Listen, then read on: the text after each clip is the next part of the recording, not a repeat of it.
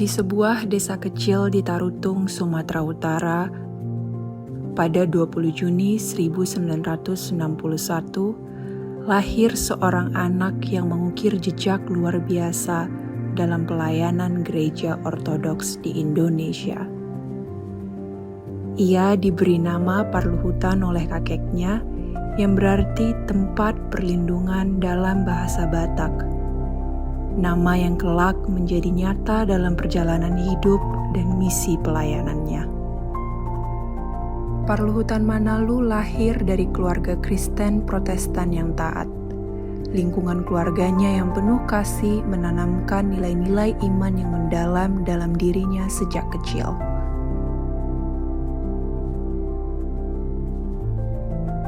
Setelah menyelesaikan pendidikan, Parluhutan meninggalkan kampung halamannya menuju Jakarta.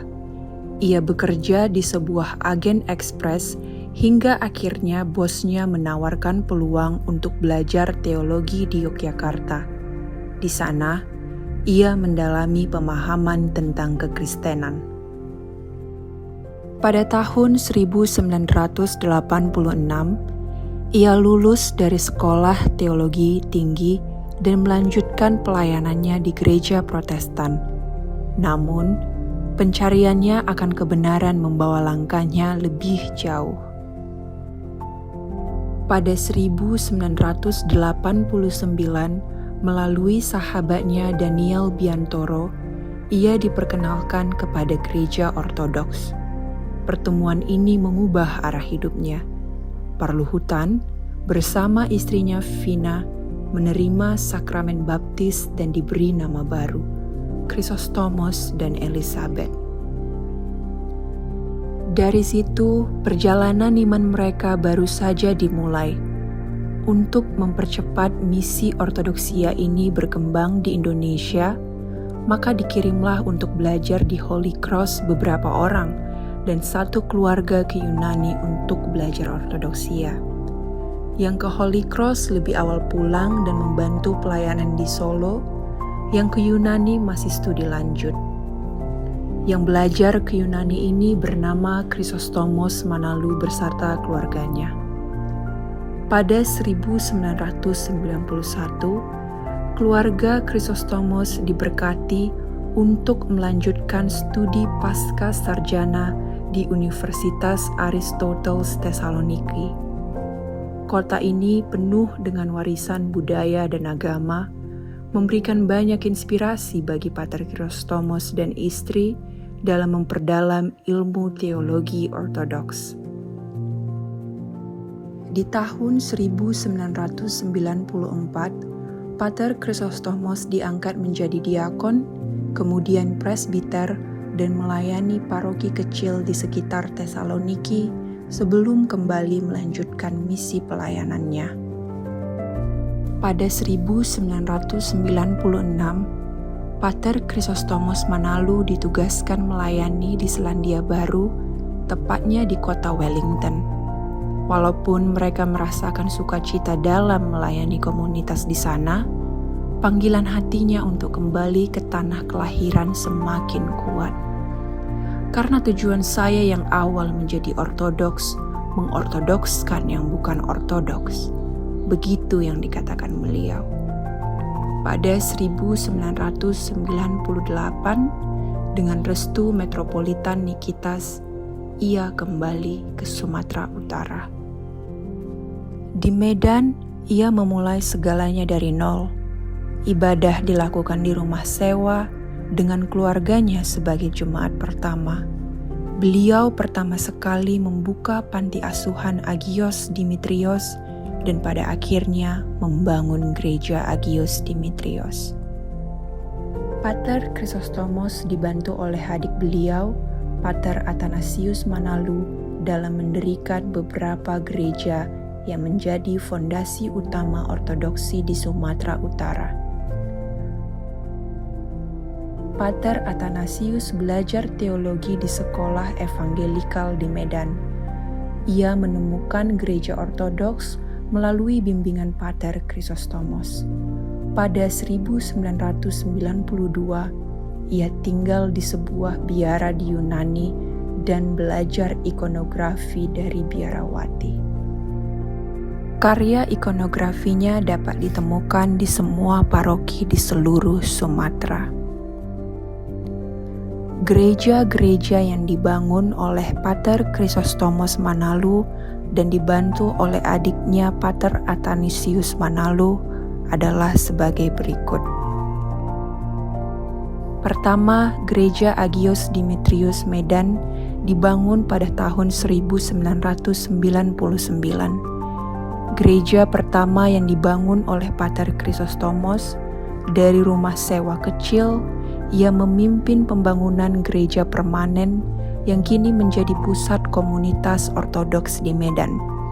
Terletak di Medan, Gereja Agios Dimitrios menjadi pusat pelayanan rohani dan awal dari misi ortodoksi di Sumatera Utara. Kedua, Gereja Kebangkitan Kristus yang berada di Siparbue, Tapanuli Utara. Dalam pembukaan penginjilan misi ortodoks di Sumatera Utara, misionaris lokal yang dalam hal ini Pater Chrysostomos Manalu menerapkan mekanisme penginjilan sukarela pergi atau voluntary going. Bulan Februari 1996, pelayanan di desa ini dibuka, ditandai dengan pembaptisan 6 keluarga. Namun jemaat yang baru ini segera ditinggalkan oleh Pater Chrysostomos Manalu dan keluarga karena mendapat tugas yang baru yang diberikan kepadanya oleh Uskup Agung dari Selandia Baru. Untuk menggantikan kekosongan pelayanan, maka saudaranya Athanasius J. Manalu yang sudah belajar tentang iman ortodoks diserahi tugas untuk membina iman mereka. Selama Pater Chrysostomos Manalu berada di Selandia Baru, pelayanan di Siparbue dan sekitarnya ditangani oleh saudara Athanasius. Gereja Agia Evdokia yang didirikan pada tahun 1998. Gereja ini didedikasikan untuk mengenang orang kudus Agia Evdokia. Jadi, jemaat lokal yang ada di Hausi Sada-Sada disebut Jemaat Agia Evdokia.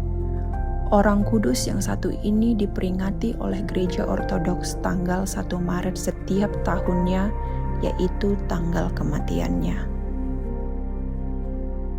Gereja Agios Nikolaus Hauganjang, Tapanuli Utara.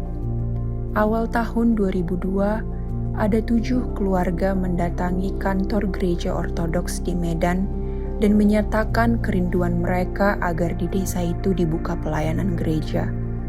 Setelah mempelajari permohonan mereka dengan seksama, maka pada tanggal 1 Februari 2002, resmi dimulai pembukaan pelayanan kepada mereka secara intensif, ditandai dengan peletakan batu pertama untuk pembangunan gedung gereja yang diresmikan bagi mengenang Agios Nikolaus, maka diberilah nama Gereja Agios Nikolaus Hauganjang.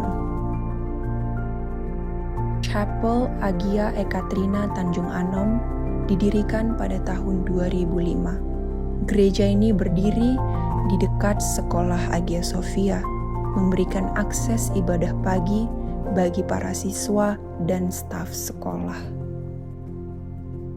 Gereja Agia Ekaterina yang berada di Nias, Sumatera Utara, dibangun pada tahun 2008. Gereja ini dibangun untuk melayani komunitas ortodoks di Pulau Nias. Gereja ini adalah langkah penting dalam memperluas misi keluar Sumatera Daratan. Pada bulan September 2008, serombongan utusan dari Nias datang ke Medan untuk memastikan bahwa pelayanan gereja ortodoks sudah ada di Nias. Setelah mengetahui bahwa pelayanan gereja ortodoks sudah dimulai di Nias, maka mereka ingin juga dilayani oleh rohaniawan gereja ortodoks karena sudah lama mereka mencari gereja ini. Undangan dan niat rombongan ini ditanggapi positif oleh Pater Chrysostomos Manalu. Lalu pada bulan Oktober 2009, didirikanlah sebuah gereja dan didedikasikan bagi Agia Aikatrina. Kehidupan Pater Chrysostomos tidak lepas dari tantangan. Pada 2009, ia kehilangan putranya Johannes Manalu dalam kecelakaan tragis. Αυτός και την ψυχήν του δούλου σου σώτερα να πάψον, και νυν και οικεσόνας τον αιώνα να μνημόνια νίκα ουρανός παρθένος, ιδιών αφάστος και ίσασα, πρέσβευε υπέρ του σωτήρε την ψυχήν του δούλου σου. Ελέησον ημάς κατά το μεγαλείο σου διό μετά σε πάκωσον και ελέησον, Κύριε ελέησον, Κύριε ελέησον, Κύριε ελέησον. Διώμετα υπέρ να πάψει ως της ψυχής του δούλου, του κειμένου δούλου του Θεού και Ιωάννου, και υπέρ του συγχωρητήν αυτό πανθυμέλη με οικούσιον και κακουσίον, όπως Κύριος ο Θεός τάξει την ψυχής αυτού εν τα δίκαια να πάγονται, τα λαή του Θεού την βασιλείαν των ορών. Namun, ia tetap tegar dan melanjutkan pelayanannya dengan semangat yang tak pernah surut. Gereja Rasul Paulus dan Agia Anna yang terletak di Nias. Pada tanggal 6 Juni 2010, Pater Chrysostomos, Pater Athanasius, dan Presbitera Elizabeth mengunjungi desa Hiligeo Lahumi Nias dan resmi membuka pelayanan di sana dimulai dengan 36 keluarga. Pada tanggal 28 November 2010, Pater Athanasius, Pater Lazarus dari Yogyakarta, dan Pater Chrysostomos berangkat ke Hiligeo untuk melakukan baptisan dan sekaligus meletakkan batu pertama pembangunan gereja ortodoks di desa ini. Gereja Agios Ephraim Laerias yang berada di Sidikalang, Sumatera Utara. Gereja ini berdiri tanggal 10 Oktober 2010 dan mulai dipergunakan tanggal 25 Desember 2010. Gereja Evangelismos Pargambiran yang terletak di Sidikalang, Sumatera Utara. Gereja ini berdiri tanggal 7 April 2011 dan mulai dipergunakan tanggal 7 Juli 2011. Selain itu, Pater Chrysostomos mendirikan Yayasan Sahabat Iman Ortodoks Indonesia. Yayasan ini mengelola dari berbagai sekolah, termasuk TK, SD, SMP, dan SMTK, sampai ke jenjang kuliah. Pater Chrysostomos tidak hanya fokus pada gereja, tetapi juga pada pendidikan. Penginjilan yang paling aman adalah melalui jalur pendidikan. Begitu yang selalu disampaikan beliau. Yayasan Sahabat Iman Ortodoks Indonesia didirikan oleh Pater Chrysostomos Manalu dimulai dengan pendirian TK Hagia Sophia pada tahun 1999. Yayasan ini segera mendapat pengakuan dari masyarakat berkat komitmennya terhadap pendidikan yang holistik dan berbasis nilai-nilai kekristenan. Dari keberhasilan tersebut, yayasan ini memperluas pendidikannya dengan mendirikan SD Hagia Sophia pada tahun 2000. Dedikasi yang berkelanjutan dalam membina generasi muda mengarah pada pembukaan SMP Hagia Sophia pada tahun 2002 dan kemudian SMTK, Sekolah Menengah Teologi Kristen yang fokus pada pendidikan teologi. Didorong oleh hasrat yang mendalam terhadap pendidikan dan dedikasi yang tak tergoyahkan, Pater Chrysostomos Manalu bersama istrinya, Presbitera Elizabeth Koamesak, memperluas dampak yayasan ini dengan mendirikan Sekolah Tinggi Teologia Paulus Medan.